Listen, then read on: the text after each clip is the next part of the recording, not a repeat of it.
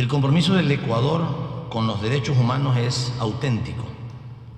Los indicadores económicos y sociales hablan claramente de nuestros avances en los derechos económicos, sociales y culturales. Nuestro compromiso con los derechos humanos también lo demuestra la estabilidad social y política que alcanzó el Ecuador a partir del año 2007. Retornó la confianza en el sistema político y en el Estado. Aquí también los indicadores hablan por sí solos, en el compromiso y confianza en el sistema tributario, en la participación electoral, en la estabilidad democrática. Esto es una muestra clara de los avances significativos en nuestros derechos económicos, sociales y culturales.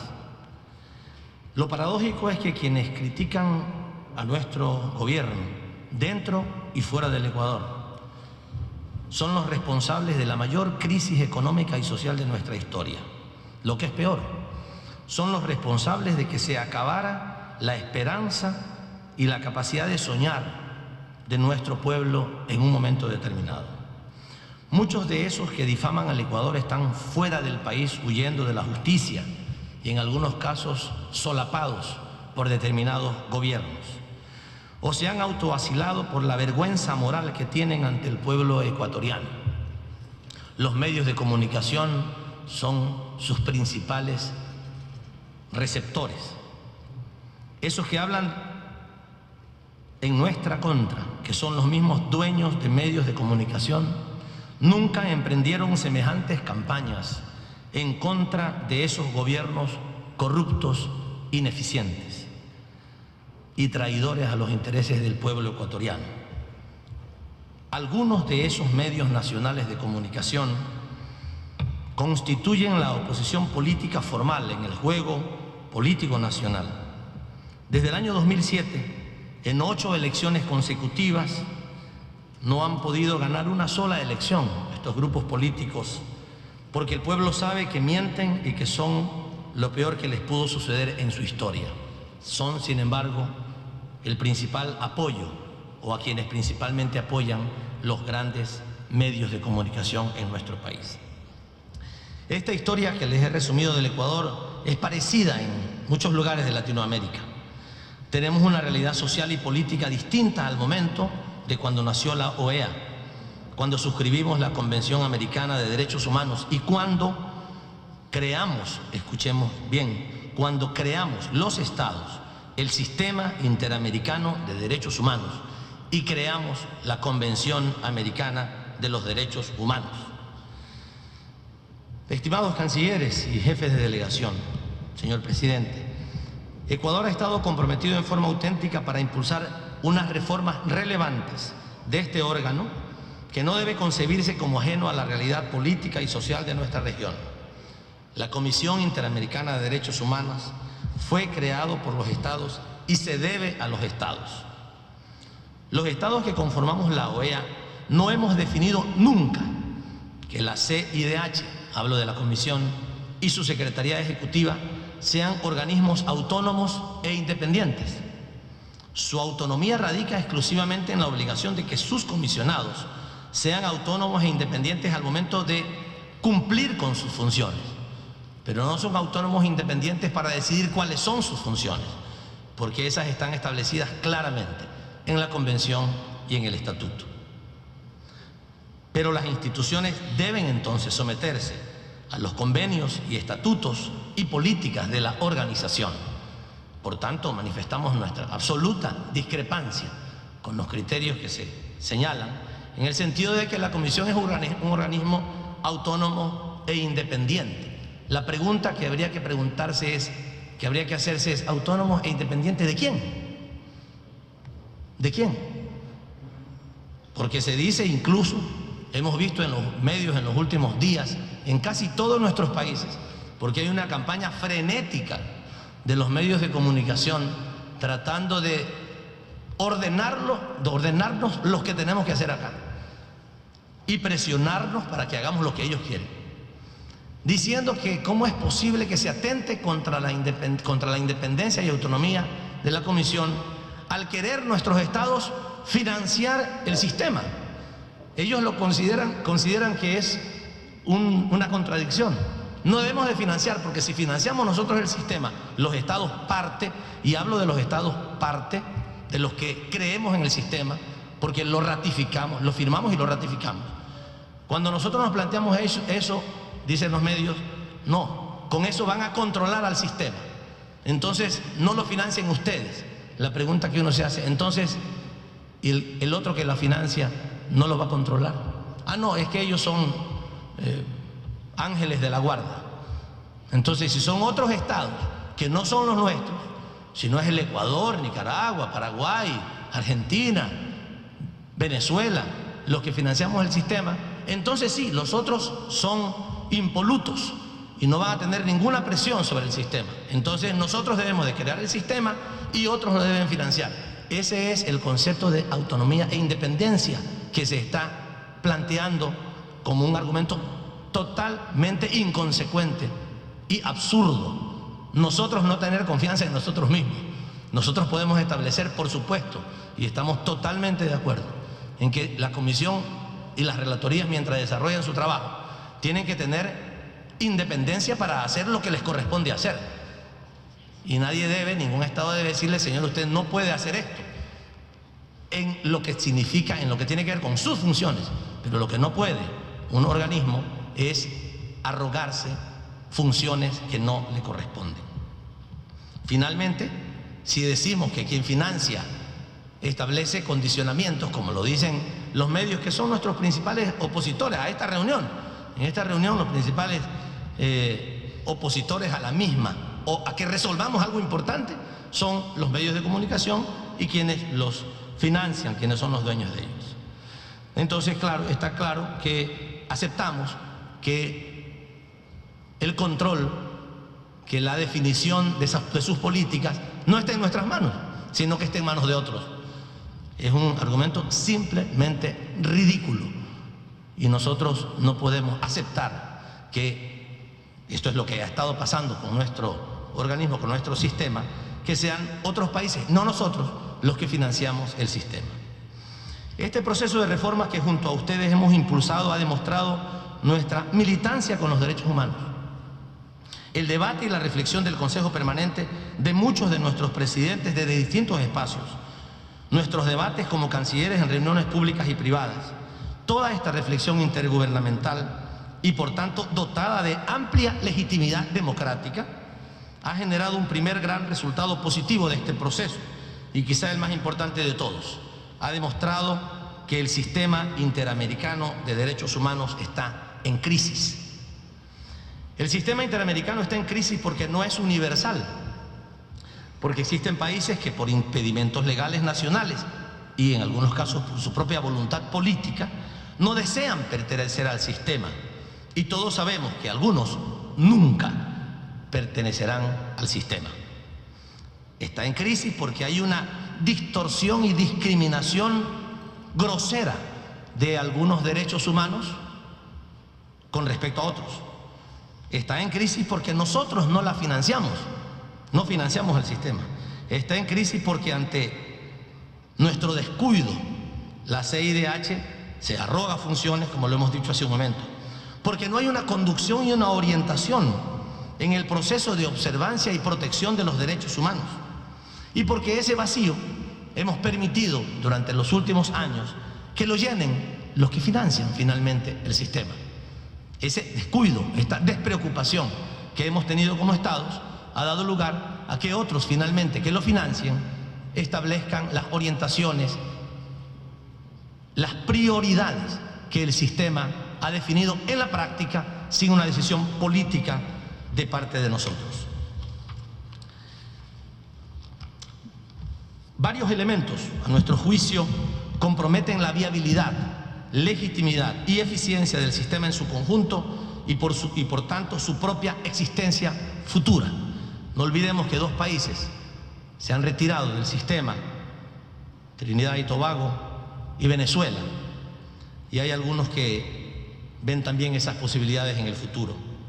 ¿Cuáles son esos elementos? La falta de universalidad del sistema, la financiación y trato asimétrico y discriminatorio de los derechos expresados en las relatorías de la CIDH, La falta de un trabajo para el que fue constituido la comisión, que es la promoción de los derechos humanos. Nada sobre eso se hace, digamos casi nada. Otro elemento, la falta de claridad en la aplicación de las medidas cautelares y el hecho de que una institución se haya arrogado funciones que no establecen los tratados, los convenios y particularmente la Convención Americana de Derechos Humanos ni el Estatuto. La localización de la sede de la Comisión en un país que no ha ratificado la Convención Americana de los Derechos Humanos. Esto es un sinsentido tan grande como imaginarse que la sede de la OTAN esté en Quito. Ecuador no ha suscrito ni lo han invitado, por supuesto, ni tampoco estará en la OTAN jamás. Pero no puede, si no cree en la OTAN, si no quiere estar en la OTAN, si no ha suscrito o no ha ratificado ese tratado, no puede pretender ser la sede del organismo. Sin embargo, durante decenios hemos aceptado esta realidad que tenemos que enfrentar. No puede ser que la sede de un organismo esté en un país que no ha ratificado durante 40 años algo que suscribió. Por lo tanto, se entiende que no está de acuerdo con la convención, porque si estuviera de acuerdo como Estado, lo habría ratificado. Y el tiempo es bastante suficiente, o sea, no son 2 años, 3 meses, 15 días, 1 año, 5 años, 40 años, más de 40 años. Por tanto, si eso debe de quedar claro. Pero además de eso, hay razones ya como países individualmente concebidos que nos preocupa respecto al tema de la sede. En primer lugar, este elemental sentido común, este argumento de elemental sentido común o de principios. Pero hay otro además que nosotros hemos tenido que sufrir como gobierno ecuatoriano. Cuando yo asumí la Cancillería del Ecuador, me informaron que la comisión, una misión oficial del Ecuador que tenía que asistir a la sede de la CIDH, que está acá, para tratar un tema de unas denuncias internacionales, no viene al caso cuál sea, pero tenía que venir una misión oficial del Ecuador. Me enteré que no le habían dado la visa para entrar a los Estados Unidos. Faltaban todavía unas 2 semanas para la sesión. Llamé a la embajadora norteamericana en nuestro país y le dije: señora, por favor, ustedes, las personas no van a pasear a Estados Unidos, ustedes pueden negarle la visa a un turista, pero estas personas van a la sede de un organismo y según la Convención de Tratados que todos hemos suscrito y que todos tenemos que respetar, es indispensable que el país que sede tenga que atender y facilitar la participación de los países en ese organismo. Pues la respuesta que tuvimos muy cordial de la señora embajadora es que no se había negado la visa, sino que la estaban estudiando. Yo le dije que ya faltaban 2 semanas para que esa misión tuviera que llegar, la audiencia pasaba, y nos dijo que sí, que eso lo estaban estudiando, que ella no tiene que ver con esos temas. Esos temas se tratan en otro espacio, en el gobierno norteamericano, y que en algún rato habrá la visa. Por supuesto, la visa llegó 3 semanas después de la audiencia. Entonces esto también nos preocupa, el hecho de que haya, y además, pero a otras personas sí les dieron la visa, y a los otros países que asistían a esa discusión sí le dieron la visa. A los nuestros no le dieron la visa, seguramente por razones políticas. Esto también nos preocupa grandemente y por eso nosotros queremos dejar absolutamente clara la posición del gobierno del Ecuador, y entiendo que de muchos otros gobiernos. Hemos tenido una reunión de Estados parte en Guayaquil el 11 de febrero pasado y hubo una coincidencia muy amplia entre 17 o 18 estados que estuvimos ahí representados en el sentido de que la sede debe estar en un estado parte. Es una cuestión de elemental sentido común. Estas propuestas, estos elementos que nosotros estamos planteando son mínimos y ni siquiera son máximos. Y en algunos casos son curas, son parches temporales para tratar de salvar un sistema convaleciente que debe adaptarse a la nueva realidad social y política y a la geopolítica regional. Nuevamente les digo, no vale seguir engañándonos a nosotros mismos. Ecuador junto a otros países hemos impulsado estos temas con ahínco y podemos decir lastimosamente que no hemos llegado a acuerdos significativos en la propuesta de resolución que nos ha sido presentada, que la hemos discutido ampliamente. Sin embargo, ¿quién puede negar que la declaración de Guayaquil no es un resultado realmente importante en la dirección de tratar de verdad los temas fundamentales de este sistema? 17 de los 24 estados parte acordamos un conjunto de mínimos conscientes de que este no es más que un paso, pero un paso positivo para transformar y fortalecer el sistema interamericano de los derechos humanos. Repito la palabra para ver si algún día un medio la recoge, porque lo que dicen es otra cosa: fortalecer el sistema interamericano de derechos humanos. Estamos convencidos de que si no se abordan y deciden cambios trascendentales en la Comisión, poco quedaría ya por hacer en esta organización y en el sistema. Pero somos optimistas de que podamos lograrlo. No limitemos nuestra capacidad de innovar, de pensar y de soñar. Tampoco debemos de vernos limitados por las presiones de algunos que se arrogan la representación de la sociedad civil, y peor aún de aquellos que, como decía al principio, al no triunfar legítimamente en las urnas, ahora juegan a la política desde los medios de comunicación en todo el continente y nos intentan presionar, nos intentan coartar nuestra capacidad de decisión aquí, y esto es lo que hoy pasa. Estas presiones que nos imponen a los estados ofenden nuestros sistemas democráticos, trastocan nuestra legitimidad, desafían abiertamente la voluntad de los pueblos. De no llegar a resultados positivos en esta asamblea, al menos en los temas conversados y avanzados en Guayaquil por los estados parte, no merece realmente la pena seguir invirtiendo tiempo y energías que sabemos no solucionarán el problema de fondo: la legitimidad y viabilidad de un sistema que no es sistema, un marco interamericano de derechos humanos que no es interamericano, una comisión que no responde al multilateralismo a su razón de ser, una comisión que tomó vida propia y que actúa como referente de intereses mediáticos, de intereses empresariales y de intereses de otros países fuera de la región, o de países de la región que, financiándolo, no creen en el sistema. ¿Cuáles son otros síntomas y pruebas de la esquizofrenia del sistema? No puede existir un doble sistema de protección en la región: uno blando, administrado exclusivamente por la Comisión, sin una completa sujeción al derecho internacional, y otro plenamente exigible para los estados que sí hemos ratificado el Pacto de San José y que se someten o nos sometemos a la Corte Interamericana. Esto desvirtúa la igualdad jurídica de los estados parte proclamado en la Carta de la OEA. Pero hemos dejado pasar esto y ya es tiempo de que tomemos una decisión en serio respecto a este tema y no sigamos engañándonos.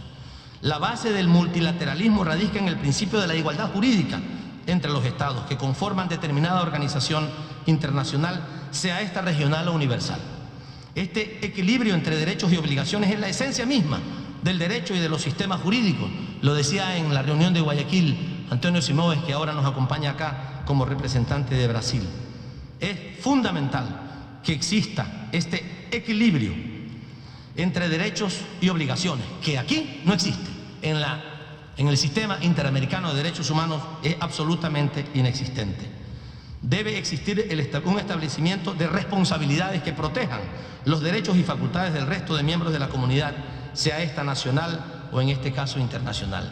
Este sistema está en crisis porque no respeta los principios universales de indivisibilidad e interdependencia de los derechos humanos. Ya en el preámbulo de la Declaración Universal de los Derechos Humanos del 48 se especificó que, abro comillas, la concepción común de estos derechos y libertades es de la mayor importancia para el pleno cumplimiento, para lograr el respeto universal y efectivo de los derechos fundamentales del ser humano. Y en la Conferencia Mundial sobre Derechos Humanos de 1993 se va más allá. La comunidad internacional se comprometió a través de lo que se llamó la Declaración y Plan de Acción de Viena en su artículo 5 en, abro comillas, tratar los derechos humanos en forma global y de manera justa y equitativa, en pie de igualdad y dándoles a todos el mismo peso. Esto está aquí absolutamente terminado. Este concepto, este principio, que es parte de la Declaración y Plan Nacional de Viena de la Conferencia Mundial sobre Derechos Humanos, aquí es realmente un principio absolutamente destrozado por la práctica política a través de la cual funcionamos. El desarrollo de la teoría de los derechos humanos ha difuminado las viejas divisiones de derechos por categorías, todos los derechos. Disculpe, sí, señor presidente. Disculpe que lo interrumpa, pero ha excedido su tiempo. Le rogaría que no le entendí, señor presidente. Es que se ha excedido en el tiempo de exposición. Si quiere, termino la exposición. Redondelo y voy a continuar, le agradezco mucho. Muchas gracias. El desarrollo de la teoría de los derechos humanos ha difuminado las viejas divisiones de derechos por categorías. Todos los derechos, sean estos políticos, civiles, ambientales o económicos, son igualmente necesarios para el desarrollo integral del ser humano. Por tanto, deben ser promovidos, protegidos y garantizados por igual, desde la complementariedad y la interdependencia. No podemos formar parte de un grupo de estados que permite violar estos principios universales de derechos humanos. Este sistema está en crisis porque permite esta violación masiva de los derechos humanos, para decirlo de forma fatalista. Violamos estos derechos porque nuestro órgano de promoción comete esta violación y falta por omisión al no otorgar el mismo nivel de relevancia a todos los derechos humanos, es decir, al no respetar los principios de indivisibilidad e interdependencia. Y no porque haya un criterio político, no porque se haya tomado esa decisión, sino porque las presiones de determinados grupos mediáticos y determinadas élites del poder mundial establecen esa prioridad fáctica. El funcionamiento del sistema de relatorías de la CIDH ha partido de una asimetría manifiesta entre la Relatoría Especial para la Libertad de Expresión, y lo digo aquí directamente, levantando la cara, sin temor, porque desgraciadamente algunos medios de comunicación y cadenas nacionales e internacionales de medios de comunicación han logrado que algunos de nosotros tengamos que callar lo que decimos en privado, porque tenemos temores a lo que pudiera hacernos, a lo que pudieran reaccionar los medios de comunicación. Lo decimos aquí de forma clara y abierta. El funcionamiento de las relatorías ha partido de una asimetría manifiesta entre esa relatoría de la libertad de expresión y el resto de relatorías. Y lo decimos con claridad. Nosotros estamos absolutamente de acuerdo en que haya una relatoría de la libertad de expresión y que tenga muchos recursos para funcionar. Pero lo que no podemos aceptar es que haya relatorías de segunda, tercera y cuarta categoría que no tienen ninguna atención por parte de la Comisión. Esto es una vergüenza y una muestra descarada del poderío de quienes desean ejercer el poder desde los medios de comunicación. O sea, ilegítimamente, porque esa no es su función. No nos engañemos, esa es la triste realidad. Por eso es un sistema en crisis. Esto queda más claro, más que claro, en la atención mediática al informe anual emitido por esta relatoría. Nada se dice de las personas con discapacidades, de las mujeres, de los niños, de las personas que por motivo de raza son discriminados en nuestro continente. ¿Quién ha oído hablar, les pregunto a ustedes, queridos amigos, ha oído hablar en algún momento de otra relatoría? Yo quisiera preguntarles si ustedes saben que existen otras relatorías. Ayer nos estábamos enterando, algunos de ustedes en la reunión lo dijeron claramente, yo no sabía que existían. Existen todas estas relatorías, todas estas. Nadie de nosotros sabía que existían. ¿Por qué? Porque no tienen ninguna importancia para la Comisión. La Comisión le da importancia a las presiones que recibe.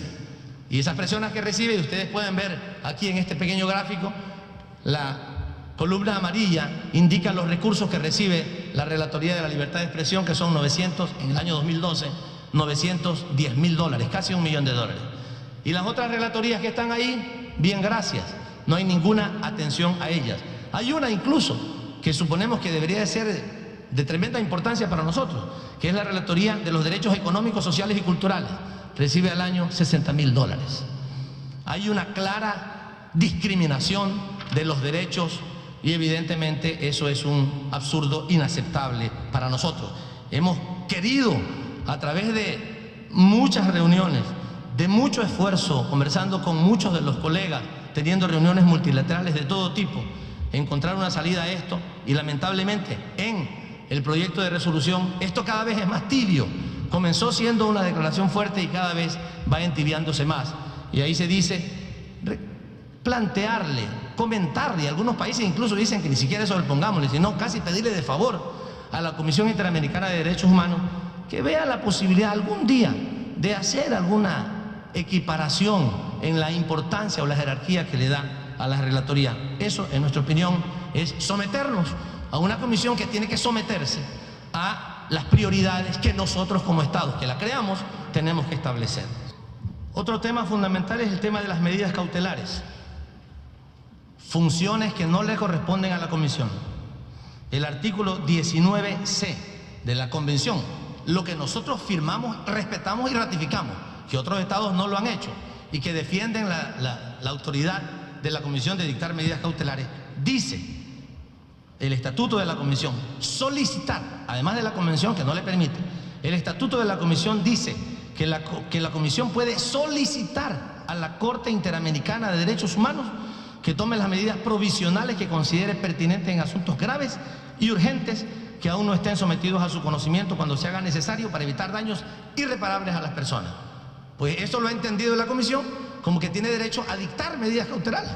Puede solicitarle a la Corte, no puede dictarlas. Esa facultad que se ha atribuido la Convención no se encuentra, por tanto, sustentada, y nosotros dejamos claro ante este organismo que nosotros no le concedemos, porque no lo hemos firmado, ni nadie de nosotros lo ha firmado, ese derecho a este organismo. Como el señor presidente me ha hecho notar que el tiempo ha sido pasado, yo quisiera solamente concluir planteándoles que es nuestro criterio que el proyecto de resolución que finalmente ha llegado absolutamente aguadito, después de haber inicialmente tenido cosas importantes, porque lo han ido destrozando de a poco, nosotros, por supuesto, no compartiremos una resolución de esta naturaleza que no dice absolutamente nada. O sea, prácticamente ahí se dice que lo que está haciendo la CIDH, el funcionamiento del sistema es excelente, y que más o menos que se felicita a la Comisión. Nosotros no podemos compartir por las razones que hemos dado y por algunas otras que lastimosamente por el tiempo no he podido señalar. No estamos de acuerdo, y lo decimos con toda claridad, señor secretario general, que no está en este momento aquí, que cerremos el debate. El debate recién comienza y a buena hora que ha comenzado. Yo creo que todos estamos contentos de entrar a este debate. Lastimosamente en el tiempo no se ha podido concluir. Creemos que hay que continuar con el debate y por eso hemos presentado junto con 3 países hermanos una propuesta de resolución para continuar tratando este tema.